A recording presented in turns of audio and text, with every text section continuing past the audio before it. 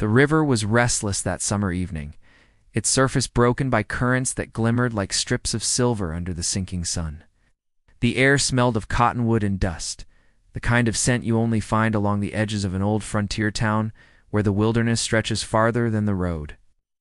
I had taken my horse down to the water to cool his legs, never expecting that a single moment there would change the course of my days. The quiet rhythm of hooves against pebbles was broken by a sharp sound, the kind that stirs a man before he even knows why. I turned my head and saw the rush of movement in the river, a figure caught in the pull of the current. It wasn't driftwood and it wasn't a deer. It was a girl, young, her dark hair spread wide on the water as she fought against the flow. For a moment, I froze. The river in that part of the country was known for dragging under even the strongest of men, and my first thought was whether I had it in me to risk my own life. But then I saw her arm lift weakly above the water, only to vanish again, and that was enough to decide it. I kicked free of my saddle and rushed to the bank, diving in before I could second-guess myself. The cold struck hard, a slap against the lungs, but there was no turning back. I swam hard, pushing against the pull of the river until my hand brushed against her. She was smaller than I had thought, thin and worn, but she fought with the desperation of someone who hadn't given up yet. I wrapped my arm around her chest and dragged her toward the shore, each stroke burning through my shoulders. By the time we reached the bank, my chest heaved like a bellows. I pulled her up onto the stones and checked for breath. She coughed, a weak sound, but steady enough to tell me life was still in her. She opened her eyes wide and dark, staring at me like she didn't know whether I was real. There was fear in them, and something else too, something like confusion. She didn't speak a word, only looked at me, her chest rising and falling as the water drained from her lungs. I didn't know what tribe she belonged to, but her beaded dress and the small necklace at her throat told me she was Apache. That alone was enough to stir unease in me. Folks in town told stories of clashes with her people, of raids, of vengeance. Yet here she was, a girl who could have been no older than 15, trembling and alive only because I had pulled her from the river. I didn't expect thanks, not in words I could understand anyway. I tried offering her water from my flask, though it was clear she wanted nothing from me but distance. She sat up slowly, hugging herself as though to shield her body from my presence. I pointed back toward the hills, the direction I guessed her people might be, but she didn't move. She just sat there, watching me with those quiet eyes that seemed to hold more weight than her years. The sun dipped lower and the chill began to creep in, so I built a small fire and let it burn between us. She stayed close enough to the warmth, but never once crossed toward me. All through that night, I wondered what I had stepped into. Man doesn't just rescue an Apache girl and go back to his life as though nothing happened. I thought about leaving her there, letting her find her own way home, but something about her fragile frame kept me from walking off. The plains weren't kind to anyone alone, much less a girl who had nearly drowned. So I stayed watching the stars while she drifted into uneasy sleep beside the fire. By morning, the world felt different. She was gone from where she had been lying, and my heart sank. I thought maybe she had vanished back into the hills like a ghost, but before I could search, I heard movement. She was down by the river again, her dress still damp from the night before, staring into the current as though it held answers I couldn't give her. I called out softly, not wanting to frighten her. She turned, and for the first time, there was something almost like relief in her eyes. Still no words, but she walked back toward the fire and sat down as though she had accepted, for the moment, that I wasn't her enemy. I knew better than to think this story would end quiet. If her people found me with her, there would be questions I couldn't answer. A white man with an Apache girl at his side could be seen as anything but good fortune. I considered leading her back into the hills, trying to find some trace of her camp, but I didn't know the land as they did. I also didn't know if she even wanted me to. Every so often she glanced at me, cautious and curious, but she never tried to run. It was near midday when I first sensed it, stillness in the air, the kind that rides before a storm. The girl stiffened, her gaze shifting toward the trees on the far side of the river. My horse snorted, restless, ears pinned back as though he too felt the change. And then I saw it. Figure on horseback, riding slow but steady, his shadow stretching long in the sunlight. He carried himself with the kind of weight that told me he was no wanderer. He wore buckskin, and his face bore the same proud features as the girl. My stomach tightened with the realization before my mind could put it into words. The rider stopped on the far bank, his eyes locked on me, and then shifted to the girl. She stood up quickly, her hands clenched at her sides, and for the first time since I had pulled her from the water, her voice rang out. She called to him, her words sharp and quick, in the Apache tongue I couldn't understand. His expression softened, though his gaze never left me. There was power in it, the kind that made a man feel weighed and measured in silence. I didn't know what he would do next, or what I could say to explain myself. My heart pounded as I stood there, caught between the river and the watchful eyes of a father who had just found his daughter alive. The girl reached for him with her voice again, her tone urgent, but he didn't move. Not yet. And then, with a slow motion that felt like the shifting of the earth itself, he urged his horse into the water, crossing the river toward me. Each step sent ripples across the current, carrying him closer. My hands trembled at my sides, unsure if this was the moment I'd face judgment or gratitude. When he reached the bank, he stopped a few paces away, his hand resting lightly on the reins.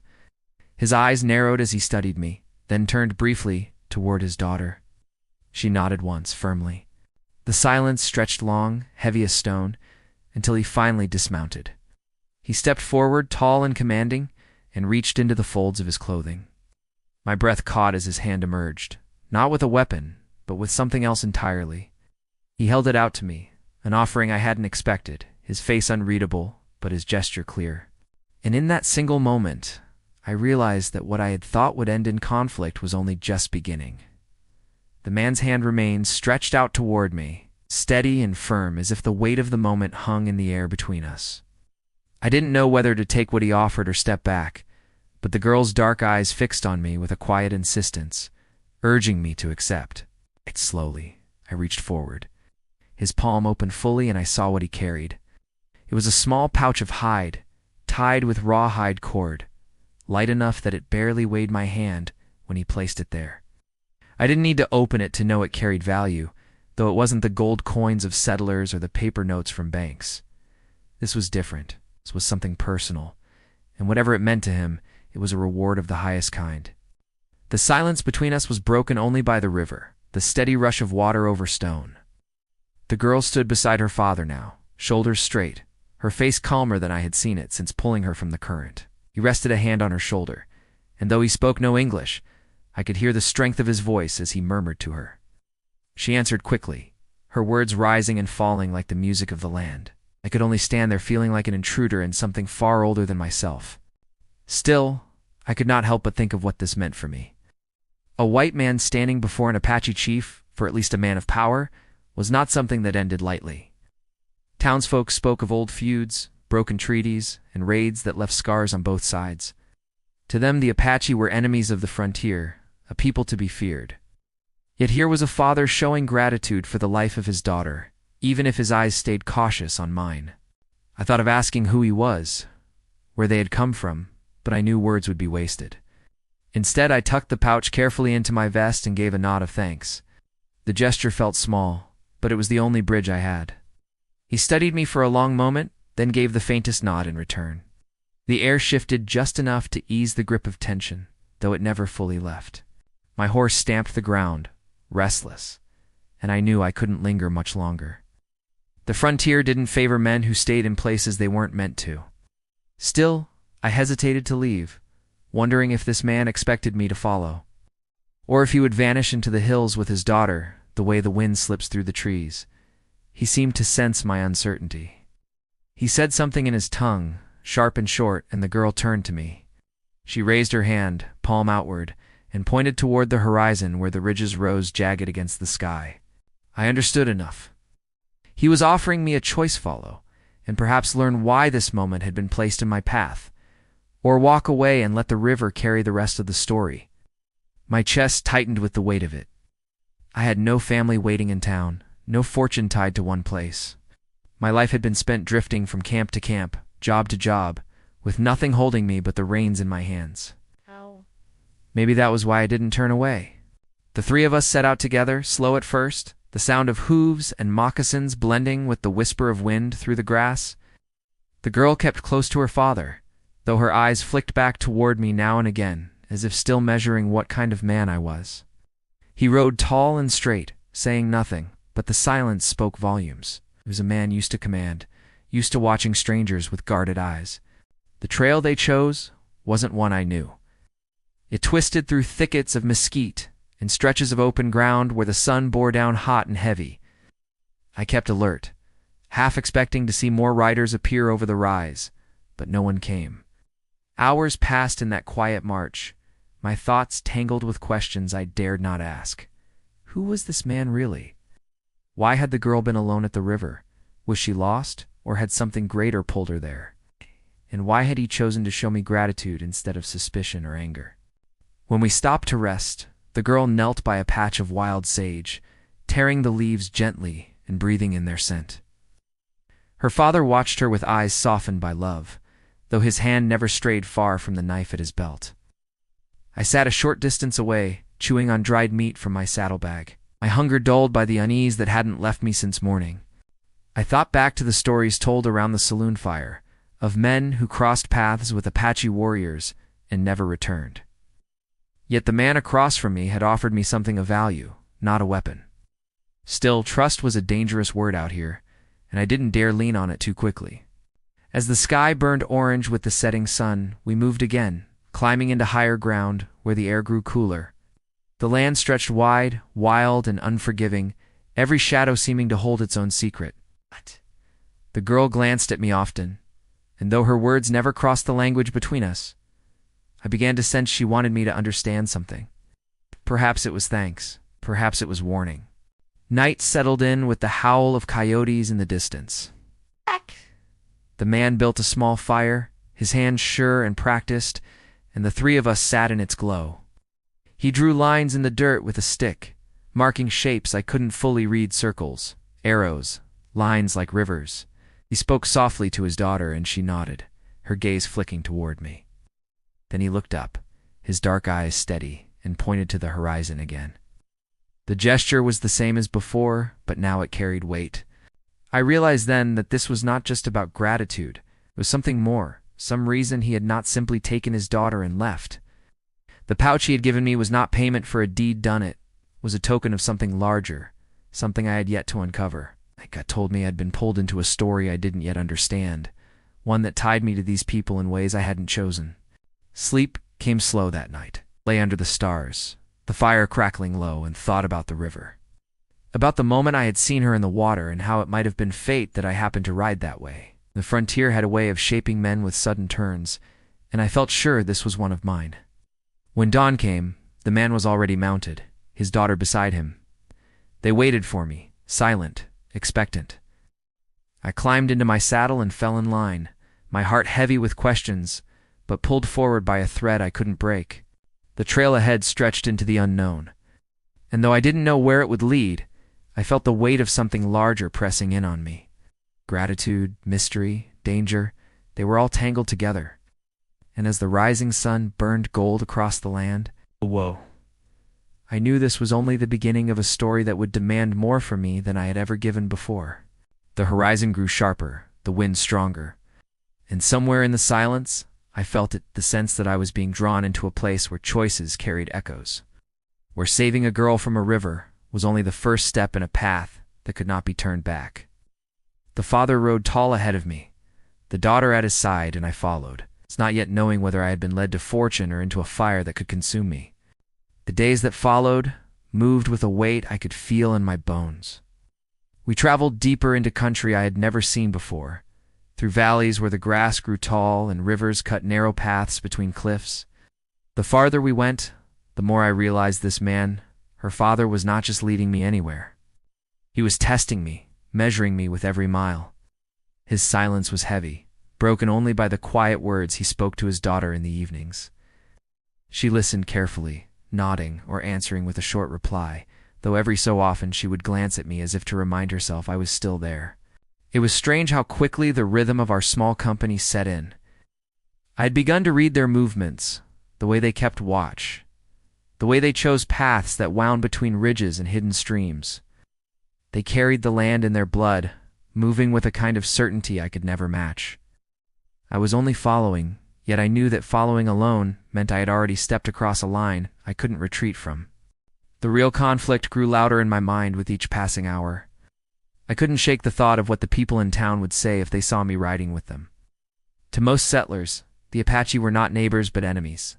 Figures whispered about when cattle went missing or smoke rose from a far ridge. They wouldn't care that I had saved a girl from the river. They would only see a man riding with those they called outsiders. Suspicion had a way of spreading faster than truth out here. I had no answers for how I would explain this when the time came. One evening, as the fire burned low, I caught the girl watching me with that same steady gaze she'd given me since the river. She reached into a small pouch at her side and pulled something out. It was a feather, dark and tipped in white. Toward me, I hesitated, unsure if I should take it, but she pushed her hand closer, urging me. When I finally accepted it, she spoke a single word. It was soft, her accent thick, but I caught the shape of it, a name maybe, or perhaps a meaning that I couldn't yet understand. Her father didn't stop her, though his eyes studied me carefully in the firelight. That small act lingered with me through the night. The feather felt light in my hand, yet it carried weight I couldn't measure. It wasn't just a token, it was a message, though I didn't know if it was meant as trust or warning. The land around us began to change. We rode through canyons where the walls rose red and steep, where echoes carried our movements long after we had passed. At night I thought I heard others nearby, the faint crack of branches, the distant call of voices carried by the wind. If her people were watching, they stayed hidden, but the thought of unseen eyes tracking us made the hairs rise on the back of my neck. Her father seemed unconcerned. He rode with the quiet assurance of a man who knew he was never truly alone in his land. On the third day, the first sign of another path appeared. Came across a campsite, long abandoned but marked with charred wood and broken stones. There were tracks, too, deep in the dirt, from horses that had passed not long ago. Crouched low, running my hand over the prints. They didn't look like Apache horses, and I caught a flash of iron shoe in the dirt. Settlers. Or worse, raiders. The father saw them too, and his expression tightened. He said something to his daughter, quick and sharp, and she answered with a nod. His hand rested on the handle of his knife as his gaze swept the ridges above. The air grew heavier after that. I knew enough about this country to sense the danger pressing in. Men who roamed these lands with no ties to tribe or town were the kind who took what they wanted: cattle, horses, supplies, even lives. If they had seen an Apache girl with a white man trailing behind, they might already be waiting to strike. That night, I barely slept. The fire burned low, and I kept my hand near my rifle, ears tuned to every rustle of the brush. At one point I thought I saw movement on the ridge above, just a shadow slipping between rocks. When I looked again, it was gone, but the feeling stayed. By morning, the father chose a different route, one that cut narrow between cliffs and led us higher into the hills. It was harder on the horses, the ground loose beneath their hooves, but it kept us hidden. He didn't explain his choice, but I could read it clear enough. He was avoiding trouble. The girl followed close behind him, glancing back at me now and again, as if gauging whether I had the strength to keep up. As we climbed higher, I began to wonder more about who they were. Father carried himself with authority, not just as a man, but as someone used to leading others. His silence was not emptiness, but control, the kind that spoke louder than words. The girl's necklace, the feather, even the way she carried herself told me she was not ordinary among her people. She was someone important. If that was true, then saving her had not only bound me to them, but it also pulled me into something much larger than I understood. By midday, clouds gathered on the horizon, dark and low. The air grew heavy with the promise of rain, and thunder rolled across the distance. We stopped beneath a cluster of pines to wait it out, the horses restless beneath the shifting sky. Ah! Lightning cracked, sharp and close, and the girl pressed near her father, her eyes wide. He pulled her close, his hand steady on her shoulder, and for a moment I saw the raw truth of their bond. It wasn't about tribe or land. It was simply a father protecting his child. But even in that storm, I felt the conflict building around me. I was not one of them. I was an outsider drawn into their path by chance, and sooner or later, that divide would matter. If raiders had seen us, if settlers heard word of this, the storm outside would be nothing compared to the storm waiting ahead. When the rain finally broke, we rode on. The land smelled sharp and clean, but the tension had only deepened. I caught myself watching every ridge, every shadow, knowing we were not alone in this wilderness. Something was following us, whether it was men or fate itself. I couldn't yet tell. The father rode ahead, the girl at his side, and I followed, my hand brushing the feather in my pocket. Each step forward pulled me deeper into a story I hadn't chosen, a conflict that seemed larger with every mile. Though I didn't yet see where it would lead, I knew there was no turning back. The path was already written, and I was caught in the middle of it, a bridge between two worlds that had never known peace. The horizon stretched wide before us, the land heavy with secrets, and I felt it clear as the thunder still echoing in the distance. The true test had not yet come. The river had only been the beginning, and the reward I carried in my pocket was not an ending, but a door to something far greater and far more dangerous. The days in the high country grew sharper as we pressed deeper into the hills. The air was thinner, cooler, and every sound carried in ways that made it hard to tell if we were alone or being followed. The father rode with an unshakable calm, but I could see in the way his eyes scanned the ridges and the way his hand lingered near his knife that he too felt the weight of unseen eyes. The girl stayed close to him, her small steps quick and careful, though every now and then she looked back at me, her face half curious and half uncertain, as though she was trying to see what kind of man I truly was. I had begun to notice the signs more clearly: broken branches, faint horse tracks, the smell of smoke carried by the wind, though no fire was near. Someone was behind us, keeping their distance, but close enough that the land itself seemed restless. At night, the coyotes howled longer than usual, their cries mixing with the low whistle of the wind. It all made my chest tighten with unease, and I found myself lying awake, watching the glow of the fire, while the father sat like stone, his back straight, his eyes reflecting the flames. He didn't say anything to me, but he didn't need to. We both knew the danger was tightening. The girl, though quiet, began to show me small pieces of herself. She would gather berries or herbs when we stopped, offering me a share with shy hands, as if testing how I would respond. One evening, she even laughed just once. Soft and quick when my horse sneezed and sent a shower of pine needles across my face. Her father looked at her with the faintest of smiles, but when his gaze shifted back to me, it hardened again. I could tell he still measured every breath I took, still wondered whether I was a man to trust or a shadow waiting to betray them. The trail began to climb sharper, the stones loose beneath our horses. It was the kind of country a man could vanish into if he knew the land, and I realized that was why we were here. The father was not running from danger. He was leading us into ground where he held the advantage, where every rock and ridge could be used to shield or strike. He was preparing, not fleeing. One night, the storm broke again. Lightning lit up the sky, and the rain fell hard, turning the trail into mud. We sheltered beneath a rocky overhang, the three of us huddled close to the fire. The father spoke to his daughter in low, urgent tones, his hand moving in gestures across the ground. She nodded, her dark eyes sharp with understanding. Then his gaze turned to me. He didn't speak my language, but his meaning was clear. He pointed toward the trail behind us, then toward his knife, and finally to the fire. His eyes never left mine as he held my gaze. He was warning me. Trouble was coming, and soon. I thought of the tracks we had seen, the smell of smoke that had lingered in the wind. Whoever was following us wasn't just curious, they were waiting for the right moment. And out here, men didn't wait without reason. They wanted something, maybe the horses, maybe supplies, or maybe even the girl. Whatever it was, it would not be asked for with words. The tension grew with each mile we rode after that. I caught myself looking back more often than forward, every shadow on the ridge turning into a possible threat. The father seemed to notice too, his eyes narrowing whenever I shifted in the saddle, yet he said nothing.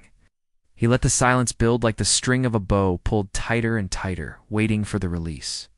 It was 2 days later when the first real sign came. We rode into a narrow canyon, the walls closing in on either side, the air heavy with the smell of wet stone. My horse's ears flicked forward, uneasy, and the girl reached for her father's arm as if she too sensed it. That was when I heard a faint scrape of rock above us, too deliberate to be the wind. I froze, my hand slipping to the rifle strapped to my saddle. The father's head tilted slightly, just enough to show me he had heard it too. His hand closed around his knife, and his body stiffened like a wolf ready to strike. The sound came again, closer this time, then another, from the opposite ridge. My pulse hammered in my ears. We weren't imagining it. We were surrounded. The girl pressed against her father's side, her face pale in the dim light of the canyon. He placed his hand on her shoulder, steadying her, but his eyes stayed fixed on the shadows above. Lifted my rifle slowly, my breath held tight, waiting for the first sign of movement. And then it came. A figure appeared on the ridge, outlined against the sky, a rifle glinting in his hands. Another followed, then another, until there were at least 4 shadows crouched above us. They didn't shout, didn't call down. They just watched, their presence heavy as stone. The father said something sharp and fast in Apache, his voice cutting through the silence. The girl answered quickly, fear and defiance tangled in her tone. He looked at me then, his eyes fierce, and I knew in that moment he was not asking for help. He was demanding it. The figures above shifted, the scrape of boots on rock echoing across the canyon. My hands tightened on the rifle, my throat dry as sand. Everything in me told me this was the moment, the one the days of unease had been leading to. But no shot came, not yet. The men above us stayed in place, waiting, watching. It was a standoff, the kind where even the smallest move could set off a storm of bullets. The father held his knife low, his body coiled, his gaze fixed on the ridge. The girl stood behind him, clutching her necklace, her breath quick but steady. And I, caught between them and the shadows above, felt the weight of the choice pressing down on me. The canyon air was still, heavy with the smell of rain and stone. My heart pounded, my fingers curled tighter around the rifle, and I knew this was the edge of something larger than myself. Whatever happened next would decide more than just our lives. It would decide the meaning of the river, the reward, and the path that had brought me this far. The silence stretched, unbearable, as the shadows above shifted once more. The father's eyes burned with fire, the girl's breath caught in her chest, and I stood ready, waiting for the moment when the storm would finally break. The canyon held its breath, the kind of silence that makes a man feel the world itself is waiting. My hands clutched the rifle tight, the wood warm against my skin, every nerve in me stretched thin. The men above us shifted again, their outlines sharp against the fading light, rifles glinting in their hands. One wrong move and the whole canyon would erupt in gunfire. I could feel the father's eyes on me, steady and burning, telling me without words that this was the moment where my choice mattered. The girl stood behind him, her hand pressed against the necklace at her chest, her lips moving in a whisper I couldn't understand. Maybe it was a prayer. Maybe it was her way of holding back fear. Her father stood like stone, his knife low at his side but ready, his body poised with the strength of a man who had faced danger before. A moment I thought time might snap and the clash would begin.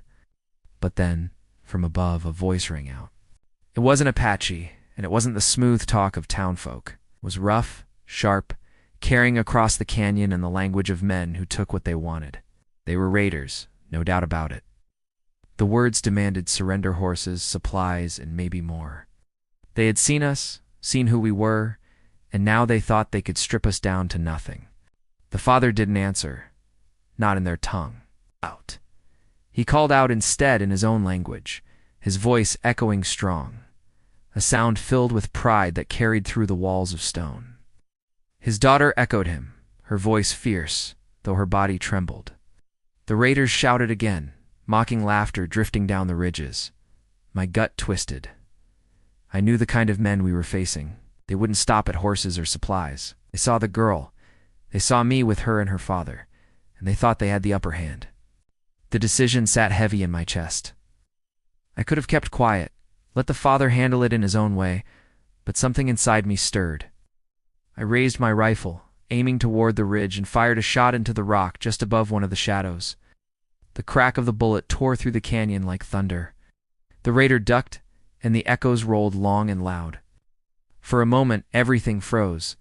Then came the rush. The raiders moved, shouting, their rifles raising, but the father was already ready. With a shout, he threw his arm forward, his knife gleaming as he pointed toward the ridge.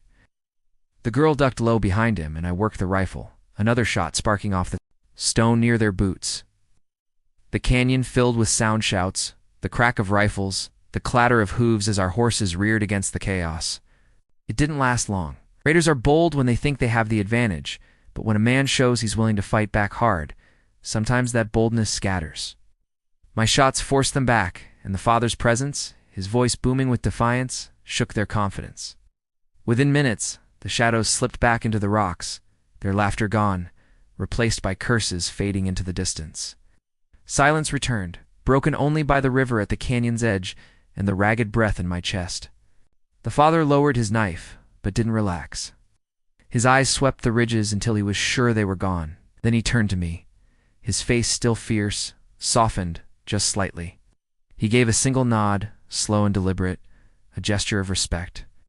It was the first time I felt the wall between us shift, even if only a little. The girl looked at me then, her dark eyes filled with something I hadn't seen before, not just relief but trust. She stepped closer, her hand reaching toward mine, brushing against the feather she had given me earlier. Her touch was light, but it carried more weight than any words. We didn't linger in the canyon. The father led us out quickly, his pace strong, as though he wanted to put as much ground as possible between us and the raiders. We rode until the stars covered the sky, the land wide and endless beneath their light.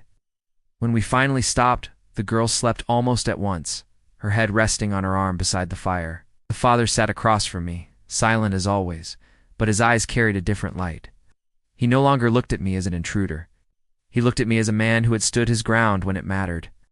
The days that followed moved easier, though the weight of danger still lingered.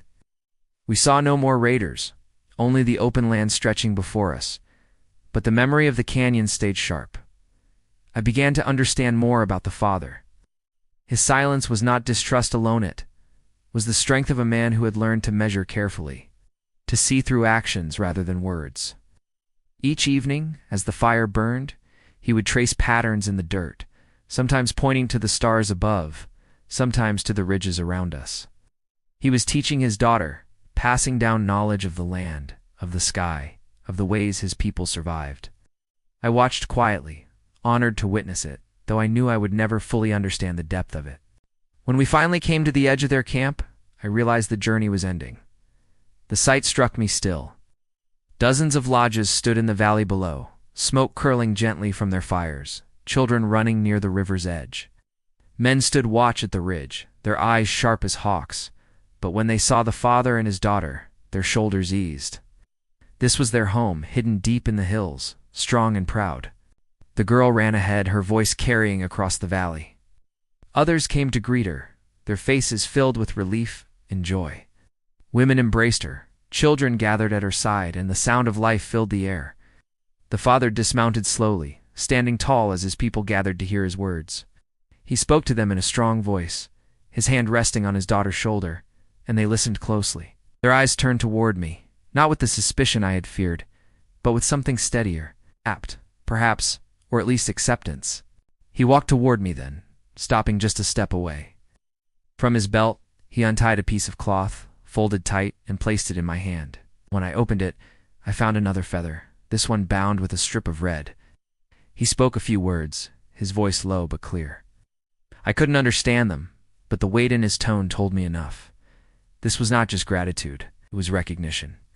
I stayed with them a short while, long enough to see the girl's laughter return, long enough to know she was safe among her people. Yet I knew I couldn't remain. Their world was theirs, bound by traditions and ties I could never claim. My path was different, carved by the road and the river, by the wandering that had always been my life. When I left, the father rode with me to the edge of the valley. He didn't speak, but when we parted, he lifted his hand in farewell.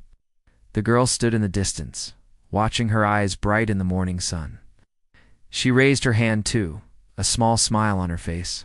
As I rode back toward the wide frontier, the land stretching endless before me, I carried with me the weight of what had passed. I thought of the river, of the moment I had chosen to dive into its cold pull, and how it had led me here. I thought of the raiders, of the fire in the canyon, of the silence that had nearly broken me. And I thought of the father, proud and unyielding, who had taught me without words that trust is not given, it is earned in the moments that test who you truly are. The feather still rests in my pocket, light as breath, yet heavier than any coin. It is a reminder that in a land divided by fear and mistrust, a single act of courage can bridge worlds. I had gone to the river expecting nothing more than quiet for my horse. But I left it bound to a story larger than myself, one that taught me about honor, about family, and about the strength of keeping your word when it matters most. The frontier is wide, the dangers many, but sometimes, in the most unexpected of places, a man finds a lesson he carries for the rest of his days. And mine began with rescuing an Apache girl from the river, and ended with her father returning not just with a reward, but with a gift that no gold could ever match: the gift of trust.